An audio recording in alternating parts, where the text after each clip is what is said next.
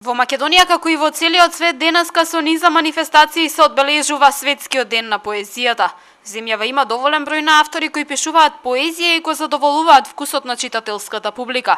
Сепак, бројот на автори никогаш не е доволен, сметаат поетите. Во професионална смисла, значи поезија која што се издава и поезија која што се печати, поезија која што се чита, сметам дека има доволно, но ако од книжевна смисла, од книжевен аспект би искоментирал дека никогаш во една земја не може да биде доволно автори. Значи, токму и сметам дека лично за мене барем тоа е и поентата на творењето. Значи, да се појавуваат постојано нови и нови генерации на творци, на автори, помладите да учат од постарите и обратно. Додека прозата преку опширно четиво во детали ја пренесува мислата на авторот, поезијата е многу поинаква, не само за поетите, туку и за читателите.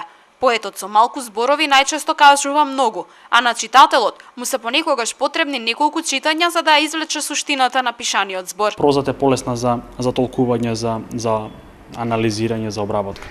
Поезијата од друга страна е многу субјективна и сметам дека оној кој што сака да анализира поетска творба, мора пред се да се потпре на субјективното толкување. Значи, една поетска творба можете да има толку читања колку што има читатели.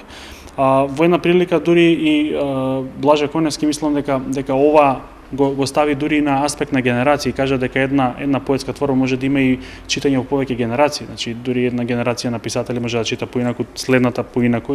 Децата се можеби најголемите љубители на поезијата, затоа говорат и слободните литературни конкурси, кога на дадена тема пристигнуваат значително повеќе поетски отколку прозни дела. Поинтересен начин на изразување за децата, затоа што децата сакаат да творат онака како што им е интересно да творат. Поетскиот говор е различен од секојдневниот, од колоквијалниот говор и тука има многу финеси, многу правила кои што треба да се почитуваат, како што е, не знам, ритамот, како што е стихот, како што е римата која што децата ја обожаваат во своите песни. Светскиот ден на поезијата 21 март денеска во Македонија ќе го одбележат повеќе институции.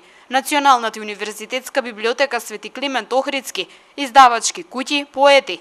Поетското послание од Македонија годинава гупати поетот Раде Силјан.